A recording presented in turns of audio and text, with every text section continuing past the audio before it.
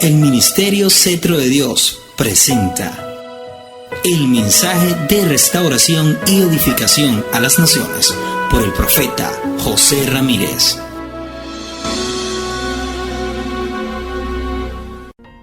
Quiero leer en esta hora la palabra de Dios en el libro del Evangelio según San Marcos, capítulo 8, versículo 34, que dice: y llamando a la gente y a sus discípulos, les dijo: si alguno quiere venir en pos de mí, niéguese a sí mismo, tome su cruz y sígame.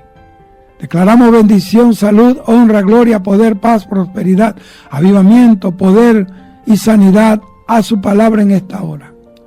Hoy quiero hablarle del tema que he intitulado los beneficios de llevar la cruz de Cristo. Este es un pasaje, Mateo capítulo 8, versículo 34, muy conocido en la Escritura, en la que Jesús le habla a dos grupos de personas. Le habla a las multitudes y le habla a sus discípulos, los 12 hombres que habían estado con él. La consabida frase fue: si alguno quiere venir en pos de mí, niéguese a sí mismo, tome su cruz y sígame. Aunque este no es un mensaje popular que cause gozo, porque el negarse a uno mismo y tomar una cruz implica sufrimiento, implica esfuerzo. Entonces vamos a aprender los beneficios muy grandes que hay en esta acción de llevar la cruz de nuestro Señor Jesucristo, la cruz del Evangelio. El cristiano no debe conformarse solamente con la salvación, con saberse y sentirse que está salvo, que es una salvación que es regalada, sino más bien en lograr ser discípulo de Jesucristo, ser un discípulo de Cristo, llegar a ser como Cristo. Y para conseguir ser discípulos hay ciertas condiciones a observar y a cumplir. Lo primero es: niéguese a sí mismo. Y lo segundo es: tome su cruz. Hoy vamos a ver ese itinerario de la cruz que debe tomar el creyente, o que debemos tomar, siguiendo el ejemplo de Jesús mismo, cuando Él llevó esa pesada cruz de la salvación, desde el pretorio hasta el Calvario, para que nosotros tengamos una idea de todo lo que Jesucristo tuvo que pasar por usted y por mí en la crucifixión. Óigame esto: en la crucifixión veamos lo que algunos comentaristas de la Biblia explican sobre esto. Muchos dicen que para los escritores romanos la crucifixión era el suplicio más cruel y horroroso de todos. Se aplicaba generalmente a esclavos y a libres no romanos por crímenes de robo, de homicidio, de traición o sedición. Después de condenado, el reo sufría los azotes prescritos, lo que a veces producía la misma muerte antes de ser crucificado. En la misma flagelación, muchos morían. Luego se le imponía el patíbulo, o sea, el palo transversal y muy pesado de la cruz, y se le llevaba por las calles principales hacia un lugar afuera de la ciudad. Iba custodiado por 4 soldados y llevaba un título o una tablilla blanca con su nombre y el delito que había cometido, con su causa. Cuando los evangelistas escuetamente dicen de Cristo que le crucificaron, se refieren a un proceso bien conocido. En el lugar de ejecución, los soldados desnudaban al reo, óigame bien, lo desnudaban, y tomaban sus vestidos como botín. Luego de atarle y clavarle las manos al patíbulo, levantaban el patíbulo con la víctima y lo colocaban en su lugar, de manera que los pies, óigame, quedaban a poca distancia de la tierra. Los pies y las manos podían atarse, o como en el caso de Cristo, clavarse a la cruz. Lucas capítulo 24, en el versículo 39, dice cómo crucificaron y clavaron al Señor en esa cruz de tormento, una cruz que Él no se merecía. Era la cruz donde eran asesinados, eran ajusticiados los criminales y delincuentes más terribles y más peligrosos que había para aquellos tiempos. Dice el versículo 39 de Mateo capítulo 24, mirad mis manos y mis pies, que yo mismo soy. Palpad y ved, porque un espíritu no tiene carne ni huesos, como veis que yo tengo. El Señor cuando resucita le mostró sus pies y sus manos que estaban heridos. Tenían las señales de los clavos que traspasaron sus manos y sus pies. Entonces, los restos recién descubiertos de un crucificado en Palestina, un trabajo de arqueología, indican que un solo clavo atravesó literalmente ambos tobillos. Por último, se aseguraba el título, dejando a la víctima en agonía. Lo horrible de la muerte por crucifixión se debía en parte al intenso dolor causado por la flagelación, los clavos y esa posición incómoda del cuerpo que dificultaba la respiración. Además, la deshidratación por la pérdida de sangre y la calentura producida hacía que llegara un elemento extra, y es una sed intolerable. Y a esto había que agregar la vergüenza que sufría el condenado al verse desnudo entre los curiosos que pasaban insultándole y diciéndole improperios. Los judíos acostumbraban a ofrecer al crucificado una bebida narcótica para aliviar el sufrimiento, y esa bebida se la ofrecieron a Jesús, pero Él nunca la bebió. Él no quiso beberla porque Él quiso pagar el precio de nuestra salvación sin anestesia. Él no aceptó ningún tipo de alivio para llevar la salvación tuya y mía. Y eso lo dice en Mateo capítulo 27, en el versículo 34, dice así: le dieron a beber vinagre mezclado con miel, pero después de haberlo probado, no quiso beberlo, porque esa mezcla del vinagre con miel era como una especie de un narcótico, era como un calmante, un analgésico, para ayudarlo a sufrir menos. Y el Señor no lo quiso tomar, porque Él tomó la responsabilidad de pagar al 100% la deuda del pecado tuya y mía. Él no quiso que su dolor fuera restado.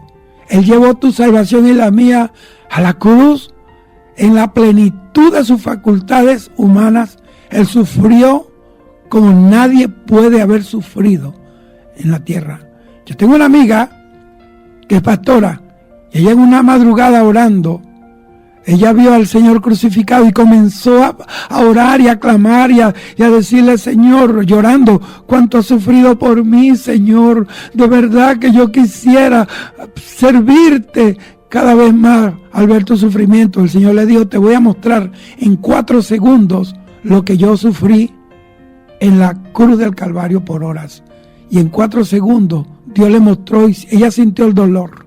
Y esa mujer duró 2 semanas echada en cama, porque no pudo levantarse, no podía levantar las manos, no podía mover los pies, casi no podía respirar. Ella sentía que el corazón había crecido, ella sentía los pulmones como de piedra, no podía respirar.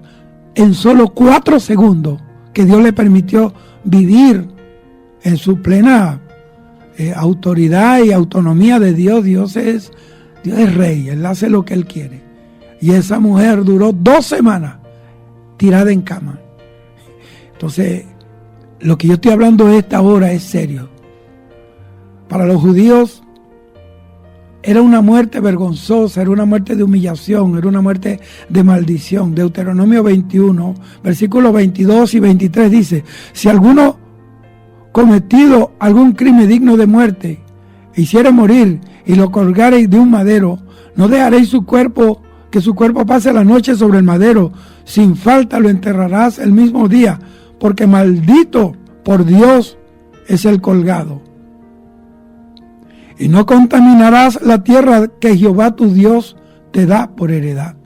Óigame, la crucifixión en varios pasajes representa todo el mensaje de salvación por la muerte de Cristo. Por ejemplo, 1 Corintios capítulo 1, versículo 18 dice: porque la palabra de la cruz es locura a los que se pierden, pero a los que se salvan, esto es a nosotros, es poder de Dios. A los griegos les parecía locura que el Mesías hubiera muerto en la forma más ignominiosa, más terrible, más vergonzosa. 1 Corintios capítulo 1, versículo 23 dice: pero nosotros predicamos a Cristo crucificado, para los judíos ciertamente tropezadero y para los gentiles locura. Y para los judíos esta afirmación era un tropiezo. Gálatas 5:11 dice: y yo, hermanos, si aún predico la crucifixión, la circuncisión, porque padezco persecución todavía, en tal caso se ha quitado el tropiezo de la cruz. Para estos, un crucificado caía bajo la maldición aplicada a cadáveres colgados en un lugar público. Lo que yo le leí, Deuteronomio 21, versículo 22 y versículo 23. Si alguno cometido algún crimen digno de muerte y lo hiciere morir y lo colgaseis en un madero, no dejaréis que su cuerpo pase la noche sobre el madero, sin falta lo enterrarás el mismo día, porque maldito por Dios el colgado. Y no contaminarás la tierra que Jehová tu Dios te da por heredad. Y por ello rechazaban hasta violentamente la idea de salvación mediante una cruz. Ellos no creían que uno podría ser salvo a través de la cruz, porque ellos sabían que eso de crucifixión era sinónimo de maldición. ¿Dónde dice eso? Gálatas capítulo 6, versículo 12 dice: todos los que quieren agradar en la carne, estos os obligan a que os circuncidéis solamente para no padecer persecución a causa de la cruz de Cristo. Filipenses capítulo 3, versículo 18 dice: porque por ahí andan muchos, de los cuales os dije muchas veces, y aún ahora lo digo llorando, que son enemigos de la cruz de Cristo. Los cristianos, sin embargo, veían en la cruz su salvación. 1 Corintios capítulo 2, versículo 2 dice: pues me propuse no saber entre vosotros cosa alguna sino a Jesucristo y a este crucificado. Cristo, al llevar nuestros pecados en la cruz, según 1 de Pedro capítulo 2, versículo 24, mire lo que dice: quien llevó él mismo todos nuestros pecados en su cuerpo sobre el madero, para que nosotros, estando muertos a los pecados, vivamos a la justicia, y por cuya herida fuimos curados.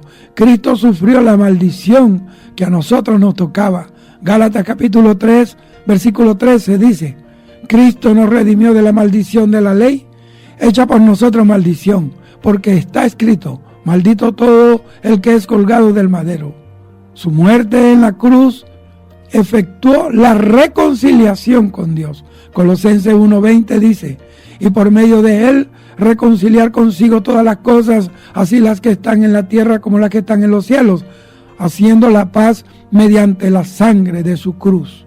Como también realizó la reconciliación entre judíos y gentiles. Efesios capítulo 2, versículo 16.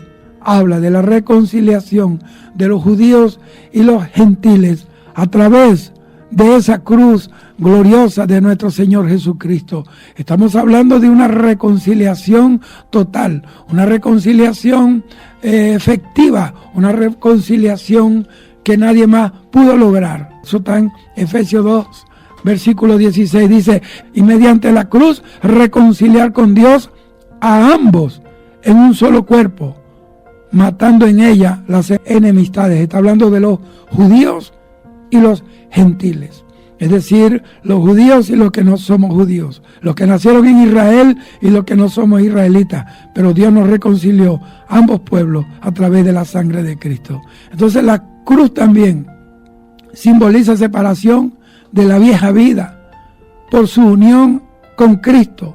El creyente participó en la muerte sobre la cruz. Romanos capítulo 6, versículo 6.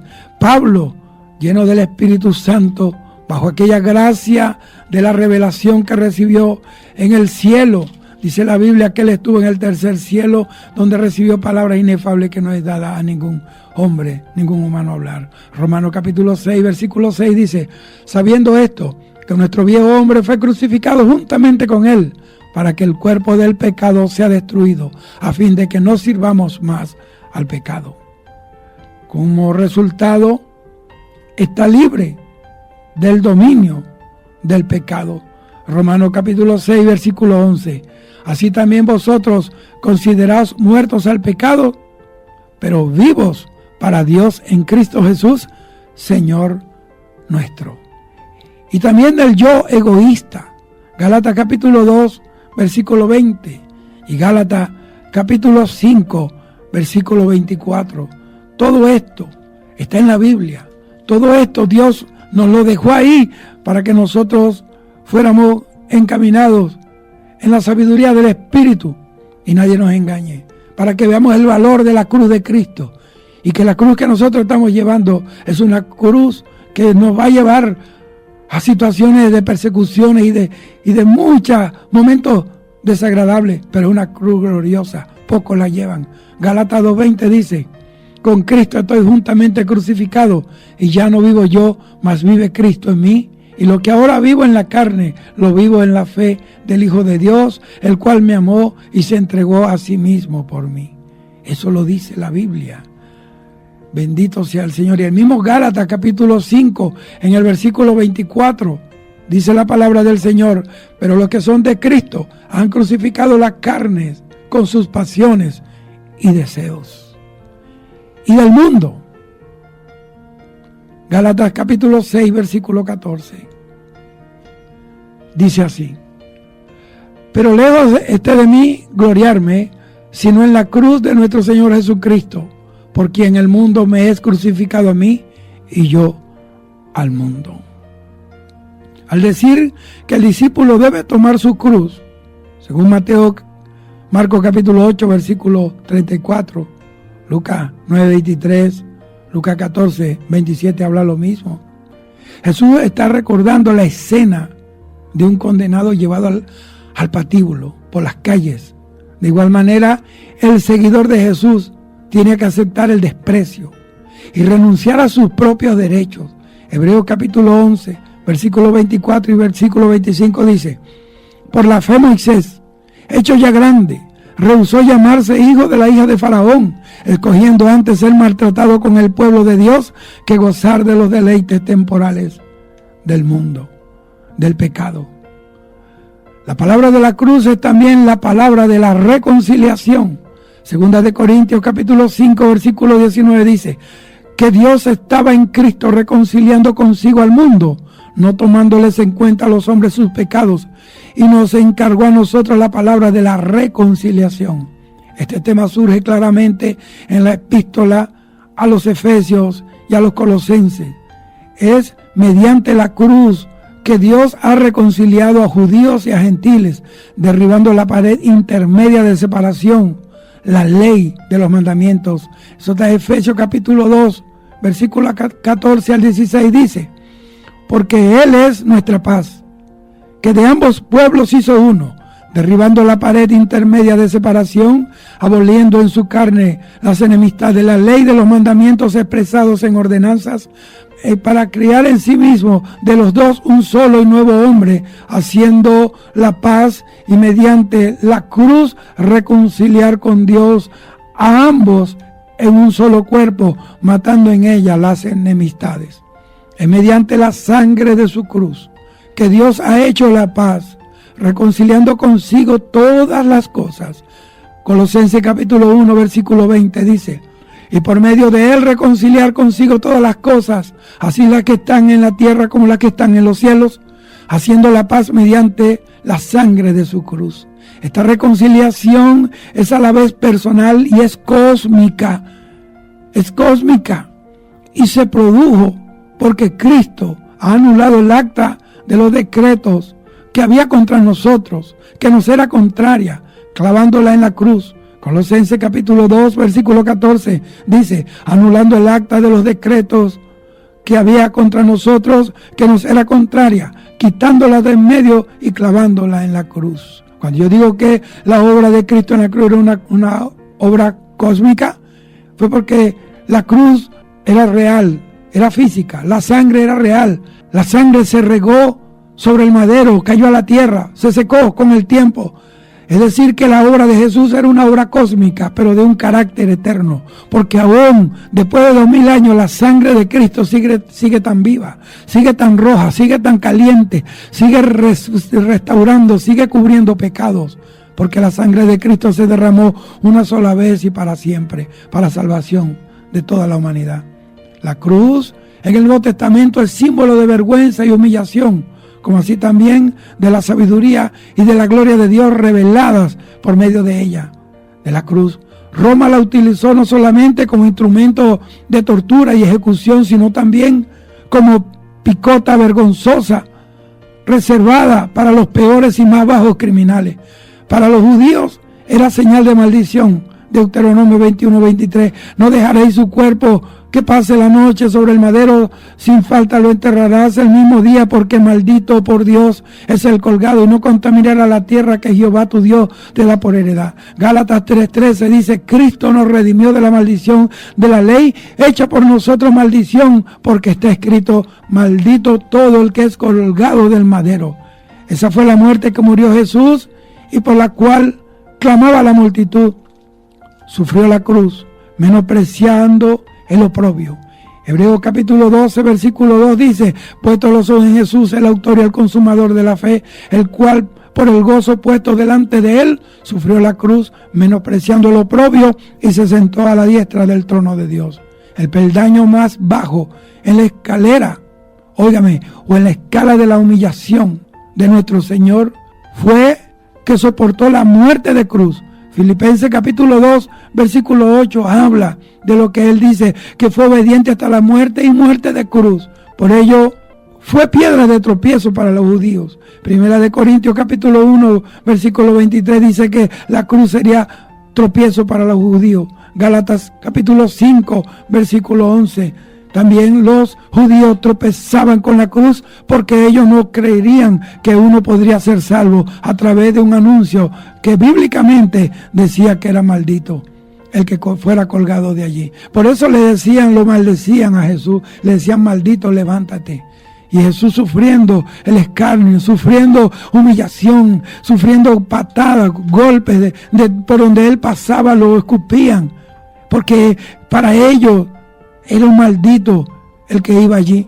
Y ellos no podrían asociar la salvación del alma a través de un acto que públicamente era considerado un acto vil, vergonzoso y de maldición.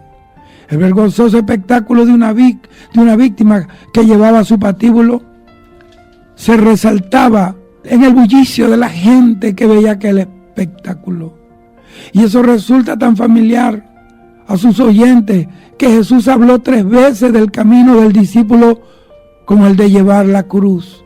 Porque los judíos sabían lo que era llevar la cruz, por eso él 3 veces le habló de llevar la cruz. Mateo capítulo 10, versículo 38 dice, el que no toma su cruz y sigue en pos de mí, no es digno de mí. Marcos 8:34, llamando a la gente y a sus discípulos le dijo, si alguno quiere venir en pos de mí, niéguese a sí mismo, tome su cruz y sígame. Lucas capítulo 14, versículo 27 dice, y el que no lleva su cruz y viene en pos de mí, no puede ser mi discípulo.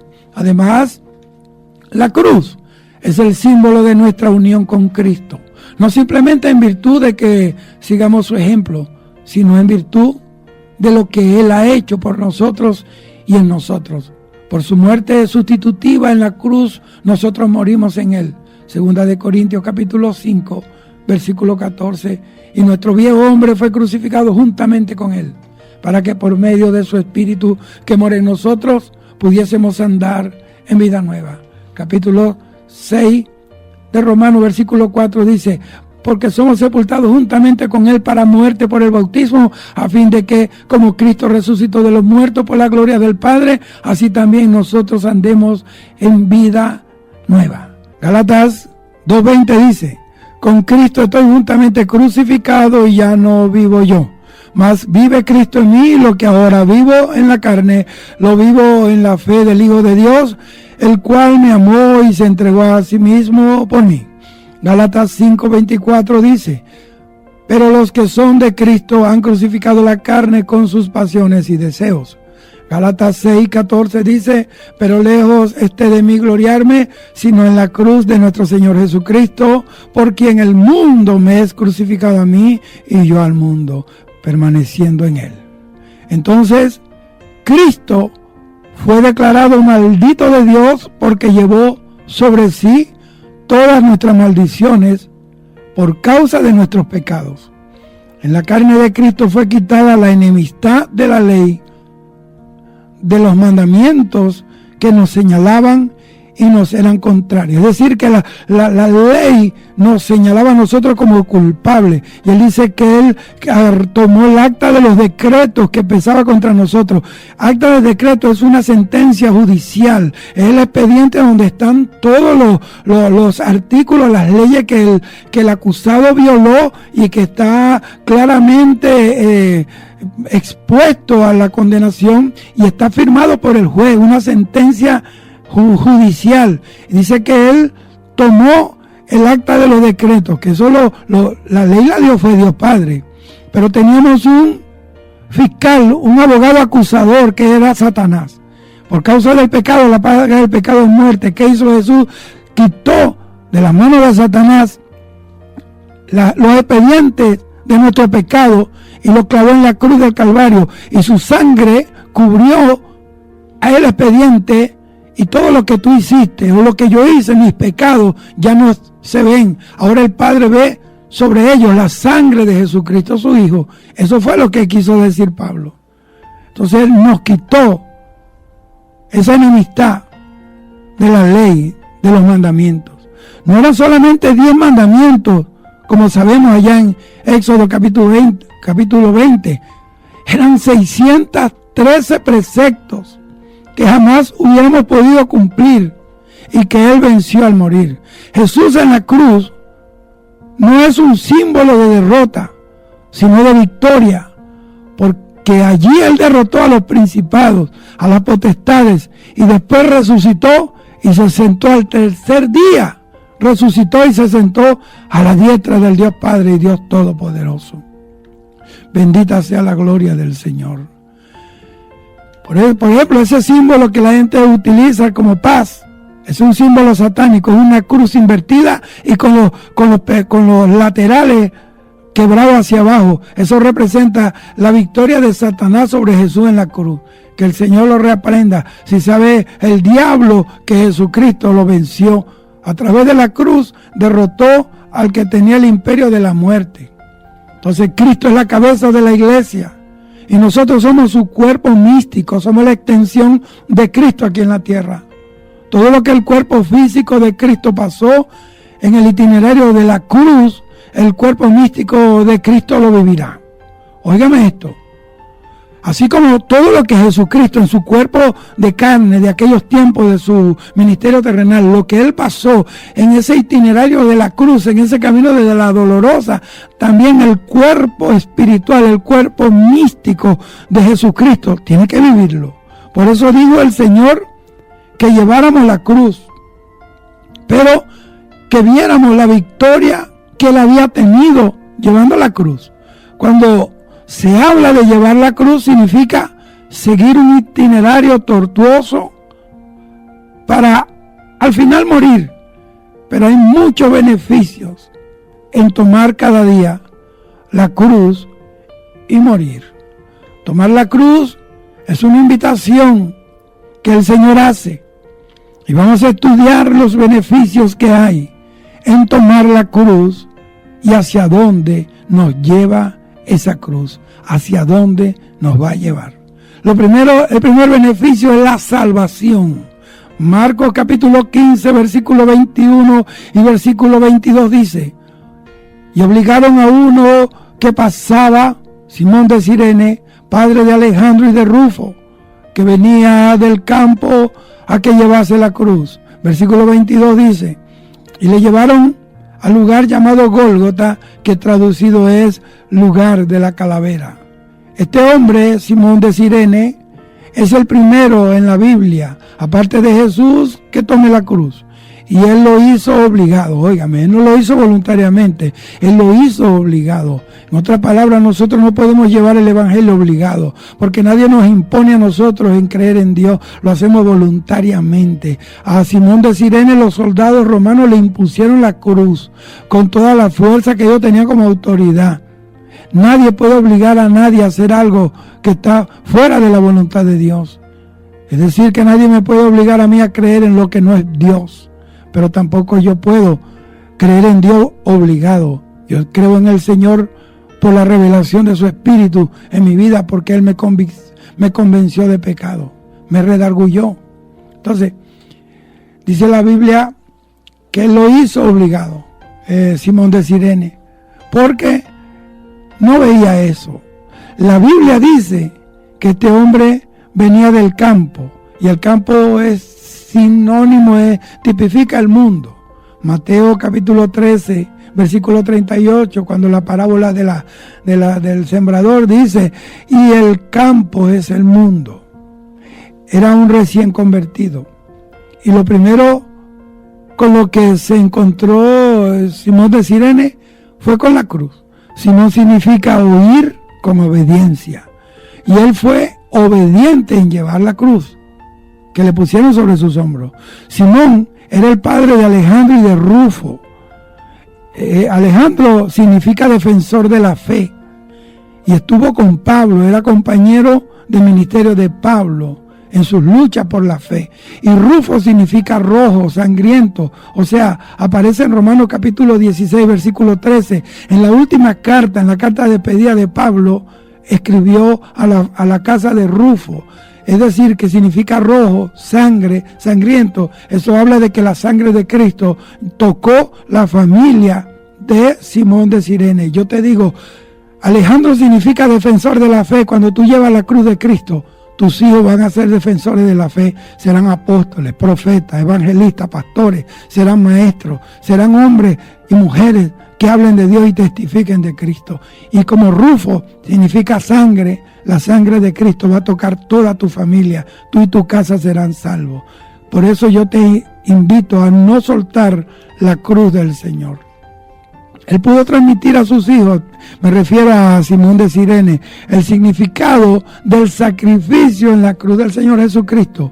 Eso le dio fe, y aceptó la sangre de Cristo para la salvación de su vida. Es por eso que su hijo Alejandro pudo ser un defensor y propagador de la fe, y su hijo Rufo, rociado con la sangre de Cristo. El encuentro con la cruz de Cristo le cambió la vida, y no solamente él, sino también a su familia. Cirene es una ciudad que quedaba al norte de África. Ellos fueron los primeros que supieron de la cruz de Cristo, del plan de salvación, y predicaban de Jesús. Hechos capítulo 11, versículo 20 y versículo 21. Yo estoy hablando conforme a la palabra de Dios. Dice: pero había entre ellos unos varones de Chipre y de Cirene, los cuales cuando entraron en Antioquía, hablaron también a los griegos anunciando el evangelio del Señor Jesús. Versículo 21. Y la mano del Señor estaba con ellos, y gran número creyó y se convirtió al Señor. El cambio operado en Simón y en su familia tuvo repercusiones aún más allá de su ciudad, Cirene, porque dice la Biblia que después que el Señor murió y resucitó y fue llevado al cielo, hubo una reunión a los 40 días después, donde se derramó el bautismo del Espíritu Santo en lengua como de fuego, allá en Pentecostés, Hechos capítulo 2. a un grupo de personas reunidas y que entre ellas habían personas de Cirene y lugares colindantes. Dice que habían gente de Cirene allí cuando descendió la presencia del Espíritu Santo. Es decir, que por haber Simón llevado la cruz de Cristo, Dios bendijo también a su tierra, bendijo su pueblo, bendijo su linaje, bendijo sus coterráneos. Hechos capítulo 2, versículo 10 dice: en Frigia y Panfilia, Egipto y en las regiones de África, más allá de Cirene, y romanos aquí residentes, tanto judíos como prosélitos. Entonces, el primer beneficio, la cruz de Cristo va a llegar a toda la familia. Si quiere que toda la familia llegue a Dios, hay que tomar la cruz. La primera iglesia se formó en Antioquía, donde fueron llamados por primera vez cristianos, óigame. Y había gente de Cirene. Hechos capítulo 13, versículo 1 dice: en la iglesia que estaba en Antioquía había profetas, maestros, Bernabé, Simón llamado Níger, Lucio de Cirene, Manaén, que se había criado con Herodes el tetrarca, y Saulo. Cuando se toma la cruz, la bendición llega al individuo, a la familia y a la ciudad donde ese individuo vive o de donde él es. Lo segundo que da es autoridad. El lugar a donde llevaron la cruz es el Gólgota. Esta palabra viene del hebreo Golgoleth y significa cabeza, calavera, cráneo. Esto representa la casa paterna, está hablando de cabeza, el que tiene liderazgo en su hogar. Después de tener la salvación familiar, al tomar la cruz, también se va a desatar un liderazgo hermoso y glorioso en nosotros. Óigame, porque eso de Gólgota significa cráneo, significa cabeza, y eso me habla a mí de autoridad. Porque cuando tú llevas la cruz de Cristo, la cruz te va a dar autoridad, te va a dar autoridad. Porque Dios dijo que seríamos puestos por cabeza y no por cola. Segundo beneficio, dice que seremos líderes, tendremos autoridad.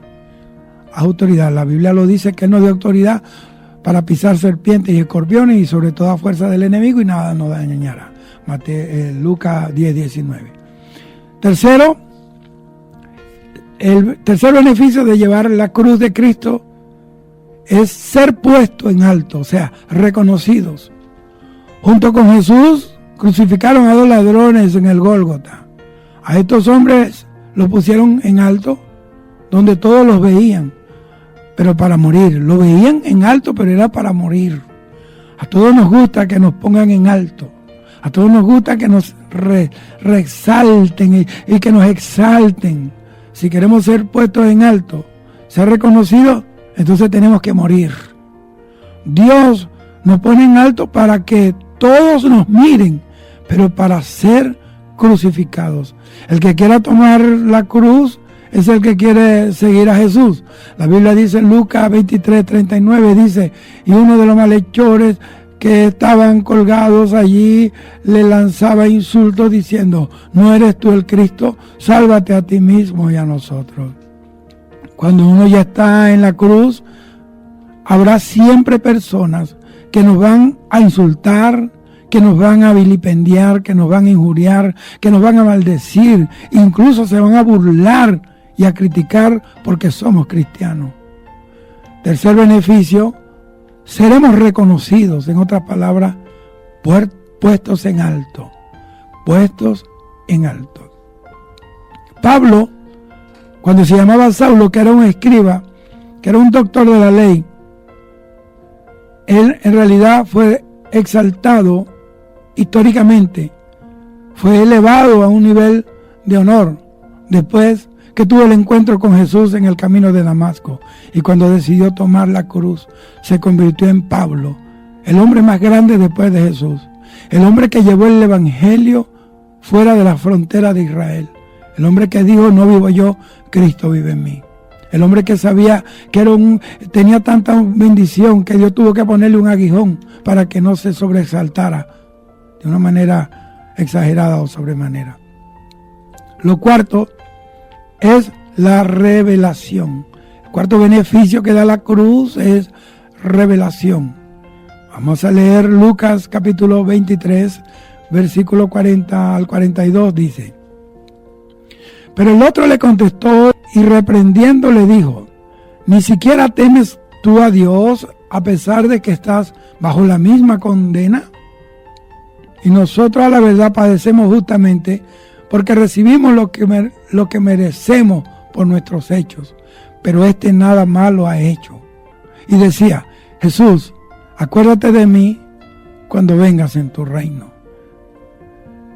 Pero hay otro grupo de personas, cuando uno está crucificado, a este otro hombre, Dios Padre le dio la revelación de la inocencia del Cordero y de su venida como Rey a sojuzgar la tierra. Esta revelación le trajo a él salvación, porque la revelación de Dios va a venir al más necesitado, al que está más colgado, al que está sufriendo más.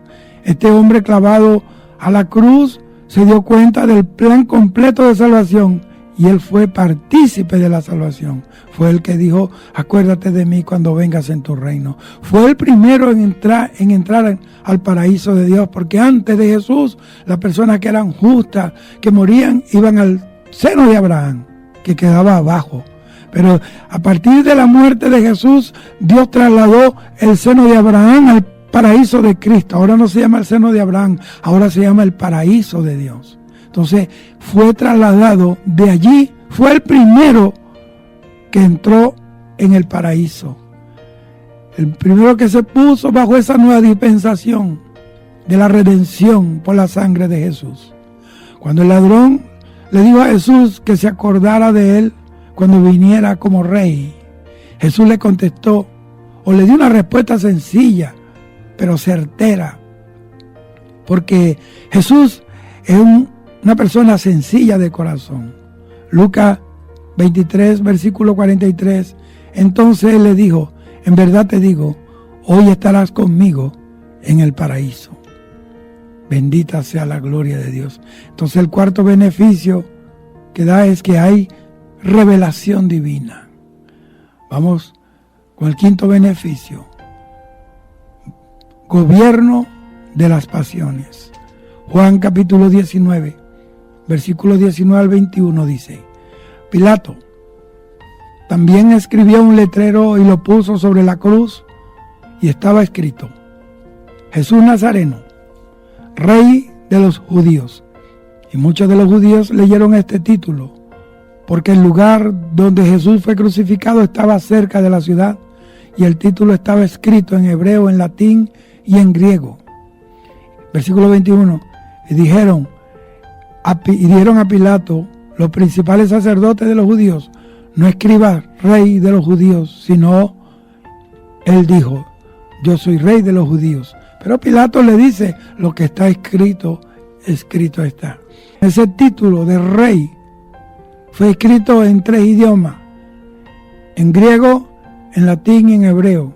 ¿Por qué en latín? Porque el latín era el idioma del Imperio Romano. El Imperio Romano fue el imperio que gobernó el mundo por casi 1000 años. Es decir, que Jesucristo es el Rey sobre los poderosos y las grandes potencias de la tierra. Fue escrito en griego, porque el griego es el idioma oficial de Grecia, y de Grecia salieron los grandes sabios, los grandes filósofos. Quiere decir que Cristo es el Señor sobre los sabios de la tierra.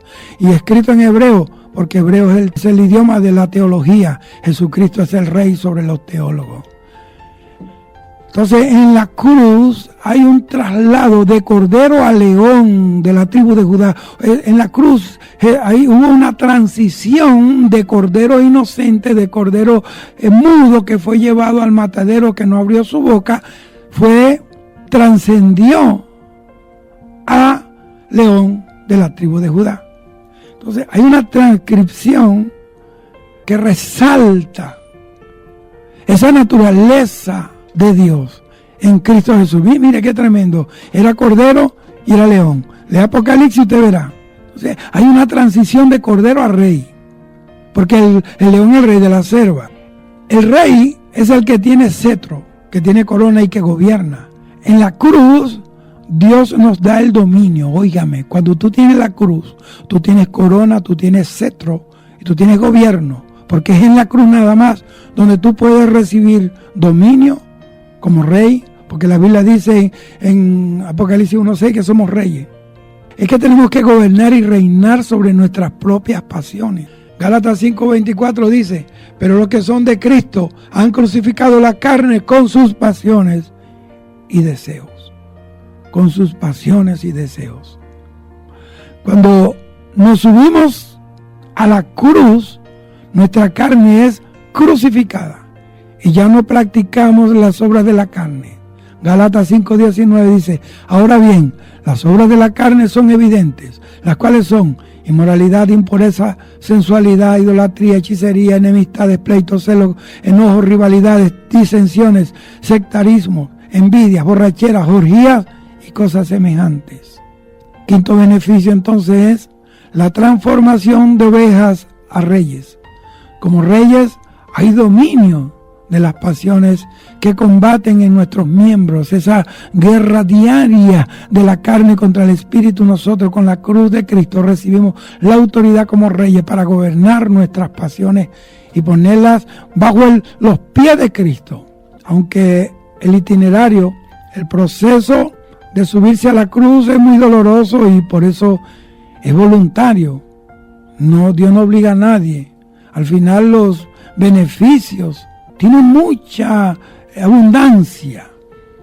Vamos a parecernos a Cristo. El subirse a la cruz va a hacernos la vida más pacífica y satisfactoria.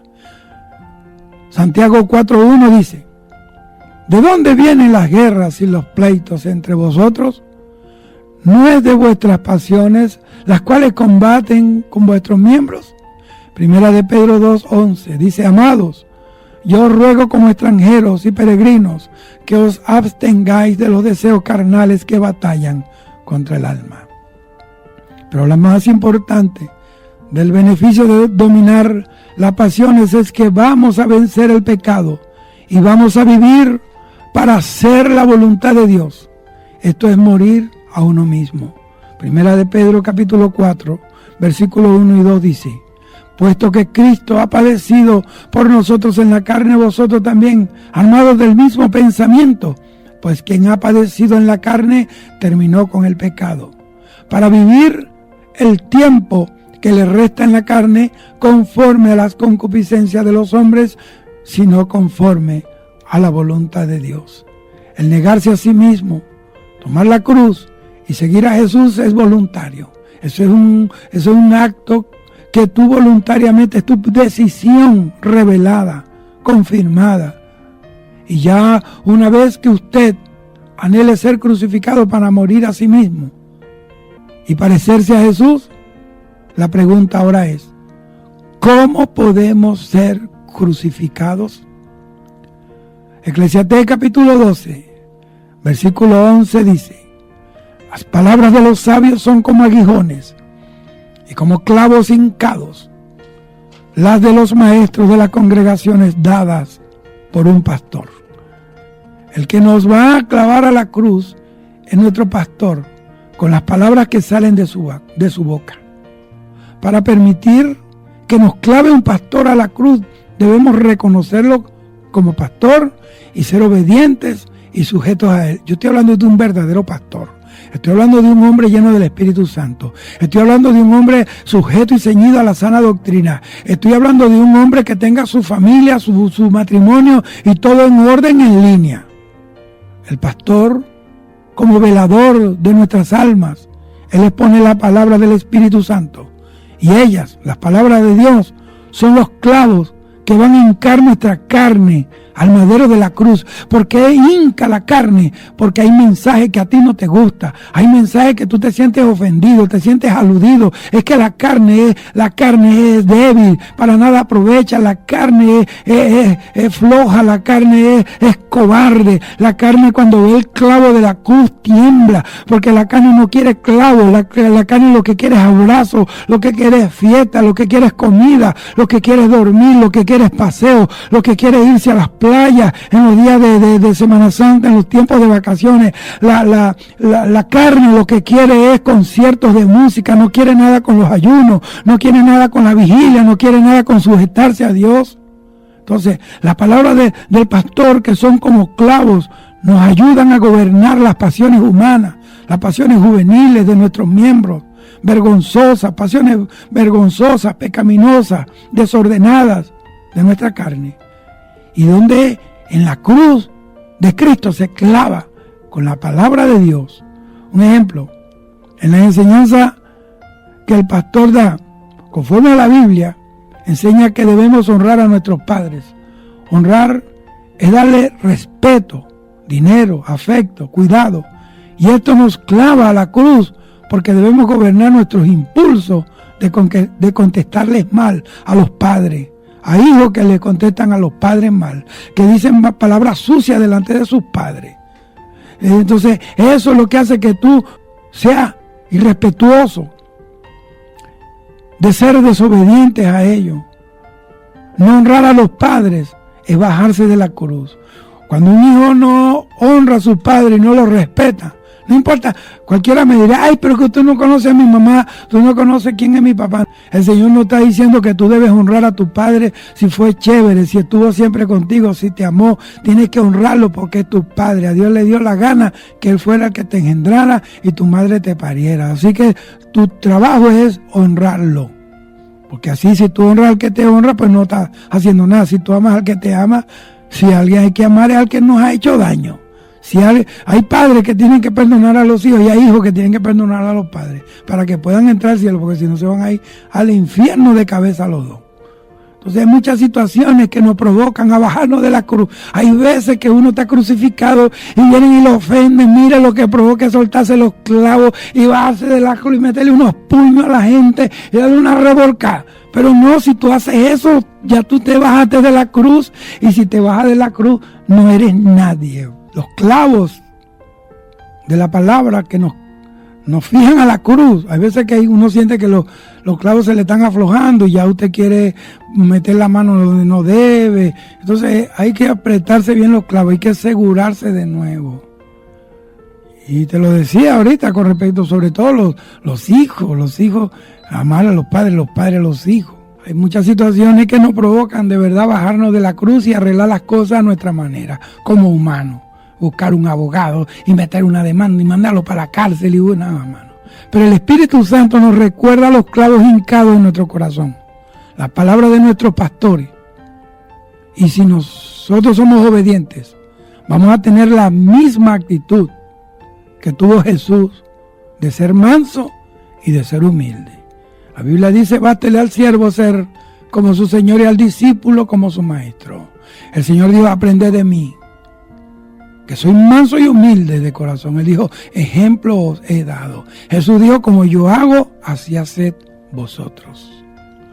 Sabemos que no es fácil gobernar las pasiones. Dios nos dice en su palabra, resistid al diablo y huirá de vosotros. Pero también nos dice, huid de la fornicación. Esto claramente nos muestra que es más fuerte una pasión que pueda combatir en nuestros miembros que resistir al diablo. Entonces, fíjese lo que pasó con David. David derrotó varios gigantes, derrotó muchos ejércitos de los filisteos, pero no pudo salir en victoria delante de la tentación de aquella tarde con la mujer de Urías Eteo. Aquella pasión que había en su carne lo derrotó. Él tumbaba gigantes, pero no pudo tumbar ese gigante del adulterio, de la concupiscencia, del pecado de la carne. Entonces, es un beneficio muy grande el subirse a la cruz, porque en ella vamos a crucificar la carne y las pasiones de la carne, y vamos a poder resistir al diablo fácilmente. Tú no puedes resistir al diablo si tus carnes no están crucificadas. El diablo no puede usar a un cristiano que está crucificado porque tú estás muerto. El diablo no puede usar un muerto. Los muertos no pecan.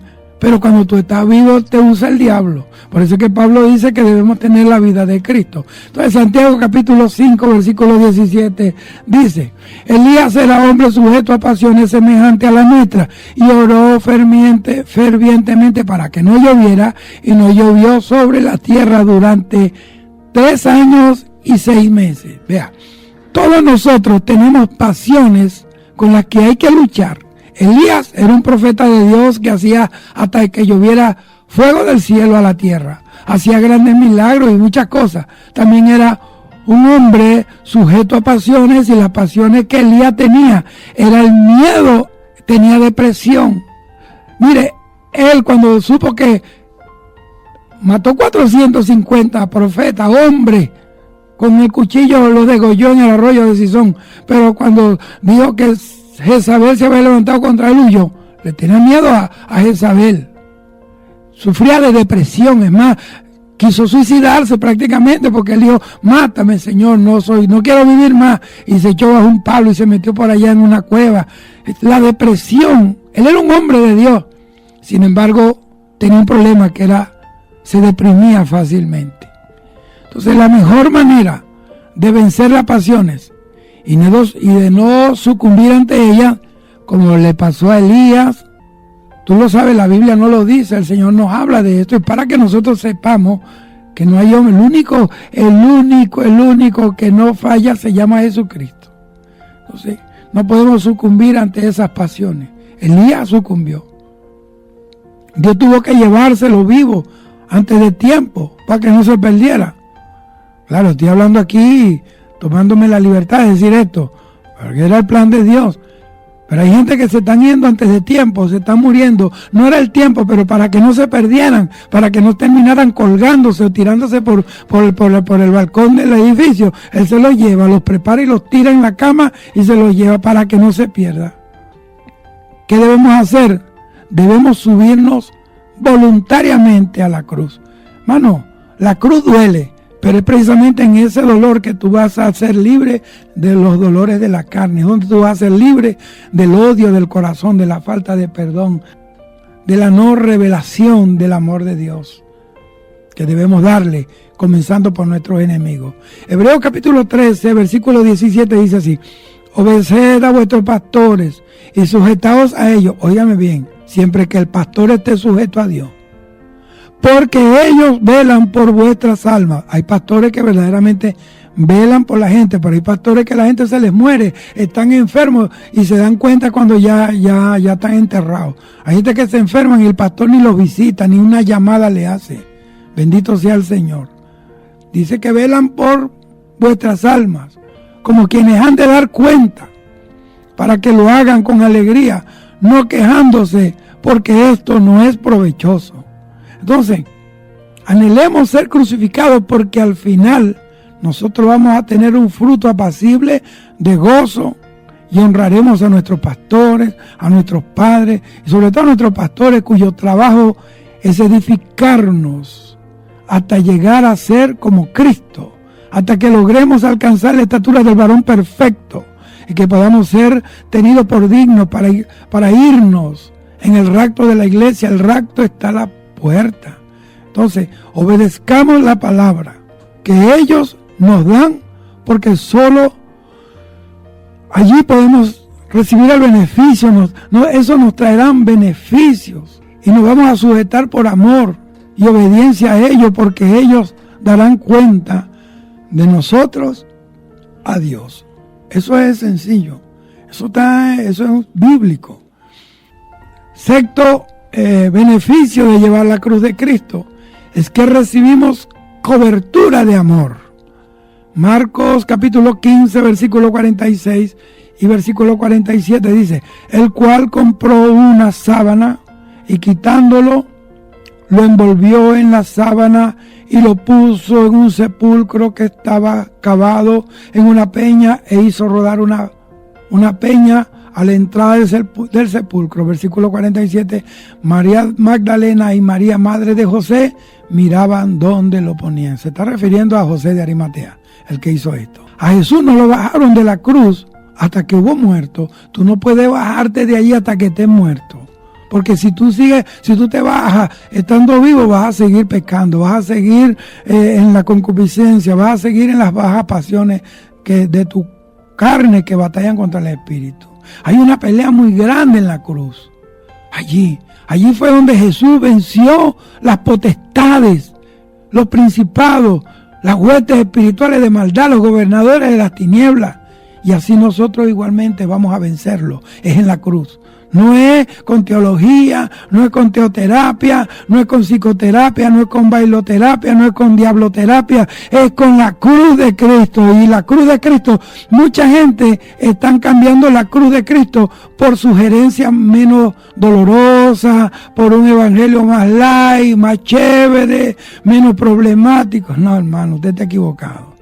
Tome la cruz de Cristo, que usted no puede llegar al cielo sin la cruz de Cristo. La cruz es como el avión que te va a llevar al cielo. Sin esa cruz nunca llegarás a la presencia de Dios. Ahora, después que bajaron a Jesús de la cruz, dice que le pusieron un lienzo de lino. La Biblia habla en Apocalipsis que el lino representa la obra justa de los santos. Es decir, que la crucifixión es una obra justa de los santos. O sea, es una obra que justifica y santifica a la gente. Entonces, ese es un lienzo le cubrió. Y esto representa cobertura. Cobertura. Dice la palabra que el amor cubre multitud de faltas, multitud de pecados, de transgresiones, de ofensas. Entonces, dice la palabra que el amor cubre, da cobertura. Cubre pecado, cubre ofensa, cubre falta. Entonces, la mayor cobertura que existe es el amor. Después que nosotros nos hemos subido a la cruz, confesado nuestras debilidades y pecados, y morimos a nosotros mismos, como el Señor nos conoce y nos ama, Él nos va a perdonar, Él nos perdona, nos baja de la cruz y nos pone una cobertura de amor, así como hicieron con Él. José de Arimatea lo mandó bajar, lo envolvió en una sábana nueva, un manto de lino. Es decir, cuando el Señor vea que ya tú estás muerto, Él te va a bajar de la cruz y te va a dar una cobertura gloriosa. Tú vas a caminar sobre esa nueva cobertura, bajo esa nueva cobertura, como caminó Eliseo. Hizo el doble de los milagros que hizo Elías. Y así sucesivamente. Entonces Jesús, contrario a como lo pintan en algunos cuadros con ropa, tú sabes, unos guayucos ahí, una ropa íntima, como con unos boxers así. Él estaba crucificado, completamente desnudo. Desnudo. La desnudez nos habla de sinceridad. Nos habla de transparencia delante de Dios, que no hay nada oculto, que tú no tienes que ocultar nada. Y esto es una cualidad que Dios ama. Tal como David lo dijo en el Salmo 51:6, dice, tú amas la verdad en lo íntimo. Dios ama a alguien que es sincero consigo mismo, que reconoce su pecado, que en vez de justificarlo, en vez de defender, hacer una apología de sus hechos, reconoce su pecado. La Biblia dice que el que confiesa su pecado a Dios y se aparta alcanzará misericordia.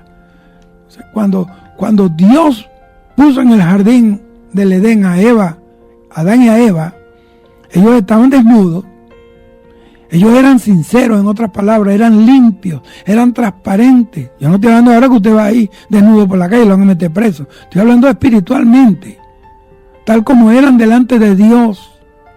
Y hasta que pecaron se dieron cuenta que estaban desnudos. El pecado impide que seamos transparentes delante de Dios, porque nos sentimos culpables, porque nos sentimos condenados.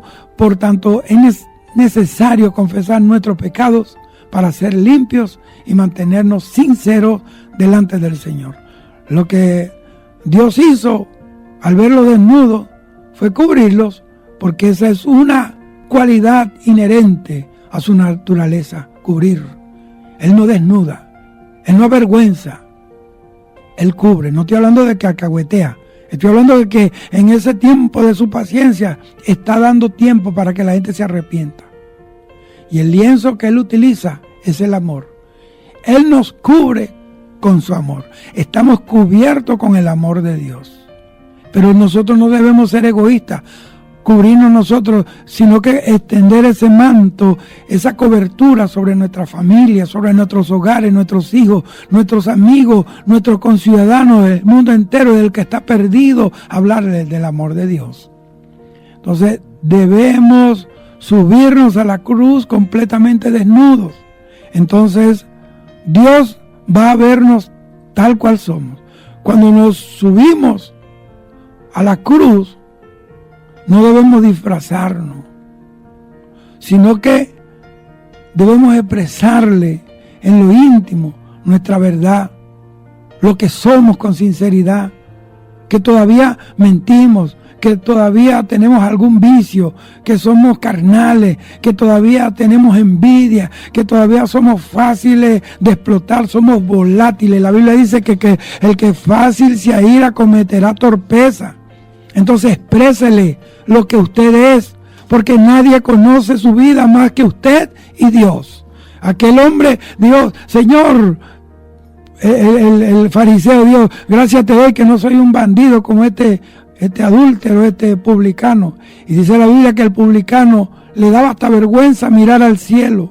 Y dijo: Señor, no soy digno ni de mirar el cielo. Sé propicio a mí, pecador. Y dice, el Señor le dijo a Pedro: ¿quién crees tú que se fue justificado a su casa? Dice la Biblia que se fue el publicano, porque reconoció su pecado y su condición.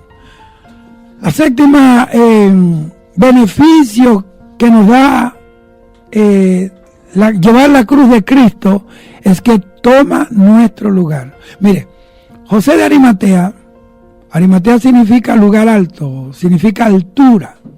El hombre que bajó el cuerpo de Jesús de la cruz, lo cubrió con un lienzo y lo puso en su sepulcro. Este hombre hizo un trato con el Señor, le dio el sepulcro que estaba destinado para él mismo. Esto también pasó con nosotros, porque el destino que nos esperaba por nuestro pecado era la muerte, era el sepulcro. Pero Jesús tomó nuestro lugar en el sepulcro. Vea, Jesús tomó el sepulcro de José de Arimatea, en otras palabras, tomó la muerte de Arimatea. Y yo quiero decirte algo, tú tienes que entender esto. Dios tomó tu lugar de muerte para que tú tomes el lugar de Él de vida. Él se tomó, dice Pablo, la copa de la maldición a los corintios, y nosotros nos tomamos en Él la copa de la bendición. ¿Por qué? Él tomó nuestro lugar, la copa de la amargura, de la maldición, de la muerte por el pecado. Él no se la quería tomar en Getsemaní, pero entendió que para eso había venido. Él se tomó por nosotros esa amarga cruz de pecado, del juicio de Dios. Y nosotros, dice Pablo a los Corintios, que nos hemos tomado la copa de la bendición en Cristo. Y entonces esto también pasó con nosotros, porque el destino que nos esperaba por nuestro pecado era la muerte. Pero Jesús tomó nuestro lugar en el sepulcro. Él murió por nosotros, subiéndose a la cruz. Igualmente nosotros muramos por Él día a día. Tomemos la cruz, sigámosles y clavémonos a ella por amor a Él. Y para concluir, quiero leer Mateo capítulo 10, versículo 38, dice: y el que no toma su cruz y sigue en pos de mí, no es digno de mí. Dice: y el que no toma su cruz y sigue en pos de mí, no es digno de mí. Repito: y el que no toma su cruz y sigue en pos de mí, no es digno de mí. Un cristiano sin la cruz de Cristo no es cristiano. Un cristiano sin cruz no es cristiano. Usted puede tener una Biblia o 20 Biblias, pero si no tiene la cruz de Cristo, eso no sirve de nada. Y el que no toma su cruz y sigue en pos de mí, no es digno de nada. Usted puede comprar una Biblia, pero la cruz es gratis. Usted tiene que buscarla de gratis, y nadie la quiere, porque aunque es gratis, nadie la quiere. Entonces Jesús también dijo que el que no tomaba su cruz y seguía en pos de Él, no era digno de Él. Esto nos indica, ¿qué nos quiere decir esto? Que el que toma su cruz sí es digno de Él. Y otra de las recompensas de tomar su cruz es que vamos a tener su presencia. Entonces, Los beneficios de llevar la cruz son muchos. Beneficios son muchos. Primero, salvación personal, salvación familiar y para las ciudades donde somos. Segundo, nos da liderazgo. Tercero, nos da revelación. Cuarto, tenemos transición de cordero a reyes, o te voy a decir de vaso inservible a vaso de gloria, vaso de honra. Se pasa a ser rey. Quinto, se tiene dominio de las pasiones de la carne, de las pasiones humanas, de las pasiones juveniles, de nuestros miembros vergonzosos, pasiones vergonzosas, sensuales, pecaminosas y desordenadas. Sexto, nos pone lienzos de amor, nos cubre con amor, estamos bajo una cobertura de amor. La Biblia dice, nadie me podrá apartar del amor de Dios en Cristo Jesús, Señor nuestro, ni lo alto ni lo bajo, ni la muerte, ni principados, ni potestades, ni lo presente, ni lo pasado, ni lo nada por venir nos podrá separar del amor de Dios en Cristo Jesús, Señor nuestro. La Biblia dice que Dios es amor. Y el que no ama no conoce a Dios porque Dios es amor. Lo que distingue la presencia del Señor en algo es el amor. Cuando alguien dice que es de Dios, se conoce no por lo que dice, sino por el amor que transmite. Entonces, lo séptimo, toma nuestro lugar en el sepulcro.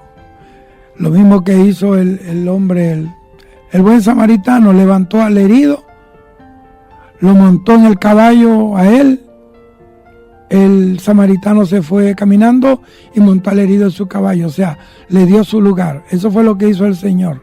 Tomó nuestro lugar y nosotros tomamos el de él. Y nos llevó al mesón. Ahí nos curó en la tierra, pero nos terminó de curar en el mesón. Lo entregó en manos de alguien. Ese otro alguien se llama el Espíritu Santo de Dios. Es el que nos cuida, es el que nos bendice. El Espíritu Santo es el que nos bendice, es el que se encarga de hacer terminar la obra del Señor. El Espíritu Santo es el que nos consuela, es el que nos lleva a toda bendición.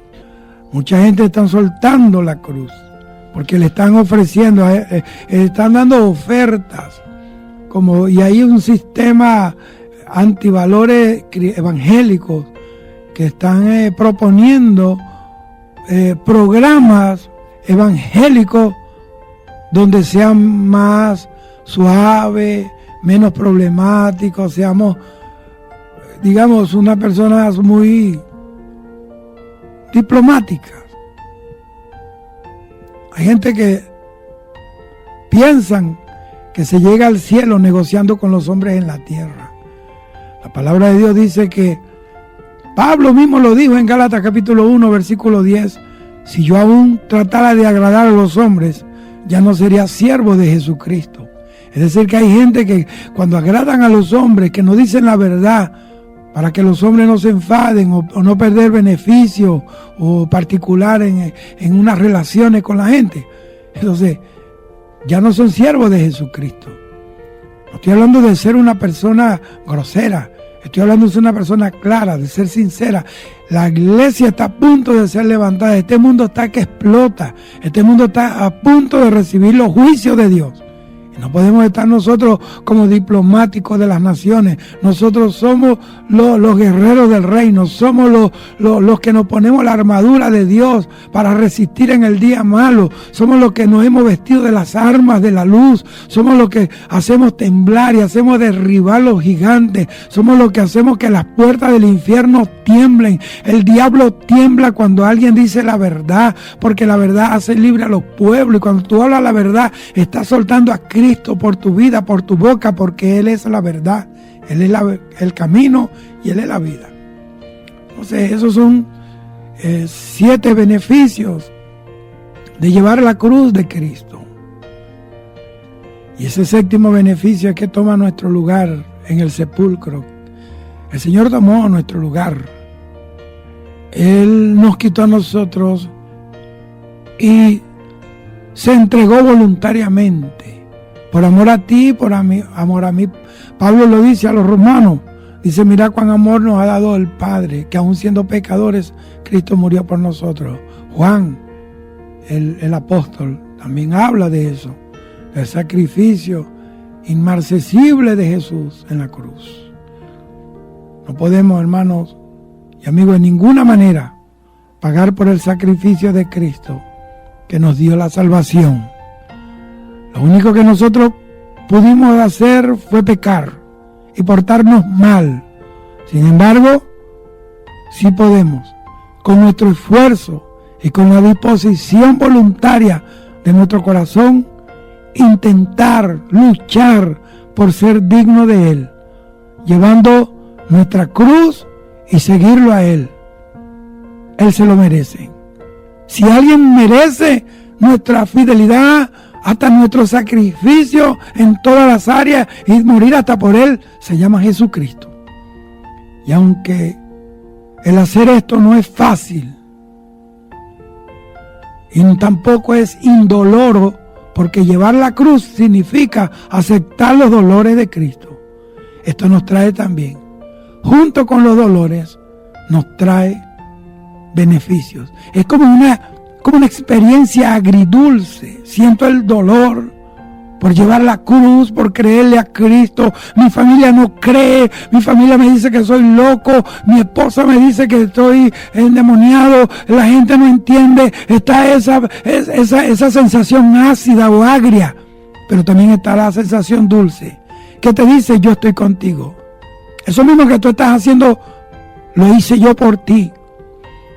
Yo estoy contigo, nadie te podrá hacer frente. Mientras tenga mi cruz sobre ti, mientras mueras cada día, yo estaré contigo todos los días de tu vida hasta el fin del mundo. Eso es lo que Dios nos dice en esta hora. Por eso es tan glorioso la cruz del Señor. La cruz de Cristo es la que nos identifica como el pueblo, un pueblo diferente, porque fuimos creados para un propósito que este mundo no lo entiende. La ciencia no entiende el propósito de Dios porque no aparece en sus registros, en sus resultados de sus experimentos científicos. Los humanistas no ven la cruz de Cristo como la solución a las crisis, sino que ellos han preferido plantearse caminos paralelos, caminos exclusivos, sugerencias técnicas. Al cielo no se llega con tecnicismo, al cielo se llega con el sacrificio de la cruz. Al cielo se llega bañado por la sangre del Cordero. Cuando una persona muere y si se va con el Señor, resucita. Y si murió de un accidente o quemado, Él resucita con un cuerpo nuevo. Él no va a tener señales de la quemadura ni de la amputación del accidente, porque hay un cuerpo nuevo. Resucita con otro cuerpo, un cuerpo nuevo. Jesús fue el único que resucitó con las mismas marcas con que murió, porque esas marcas están allí, a la derecha del Padre.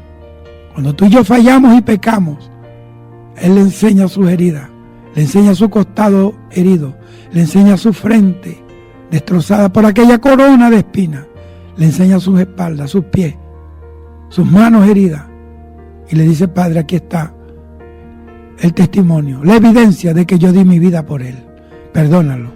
Y por esa herida el Padre te perdona, y también porque el Padre te ama, porque fue el que lo envió a morir por nosotros. Y la Biblia dice que por su llaga también nosotros fuimos curados. Quiero orar en esta hora, y yo les recomiendo que sigan al Señor. Usted quiere que su familia se salve, que sus amados se salven, tome su cruz. Tome su cruz, no se suelte de la cruz, tírese de rodillas y crucifíquese. Busque a Dios de corazón para que se active esa promesa. Será salvo tú y tu casa. No es con fuerza, no es con ejército, no es con cantaleta, es por su espíritu. Asimismo, que tiene hijos, crucifíquese. Los hijos de Simón el Cireneo, Alejandro y Rufo, fueron salvos porque su padre llevó la cruz que era de Cristo. Cuando tú tomas la cruz del Señor, Dios va a tocar a tu Alejandro, a tu Rufo, y lo va a salvar. Y lo va a convertir en instrumentos en las manos del Señor. Ese es mi consejo en esta hora. Vamos a orarle al Señor. Usted que está descarriado, usted que soltó la cruz, usted que le tiene miedo a la cruz, sin cruz no hay vida eterna, sin cruz no hay cielo, sin cruz no hay cielo. Así que usted está descarriado, reconcíliese con el Señor. Usted está descarriado, reconcíliese con Cristo Jesús. Y repita conmigo esa palabra y créalo que Dios le perdona. Diga: Señor Jesús, te pido perdón. Límpiame con tu sangre todo pecado. Yo acepto el sacrificio de la cruz del Calvario y acepto que a través de él me salvaste y me perdonaste. Te acepto con todo mi corazón. Recibe mi espíritu, mi alma y mi cuerpo. Escribe mi nombre en el libro de la vida y no lo borres nunca. Quiero serte fiel hasta el fin o hasta que tú vengas por la iglesia. Señor, dame fuerza para serte fiel hasta el fin y para no bajarme de la cruz o para no soltar la cruz. Te pido que me des esa fuerza para seguir en tu nombre. Amén. Quiero orar también por los que están enfermos, por los que tienen alguna necesidad, sea física, espiritual, sea de la que sea. Usted crea solamente que para el que cree todo es posible.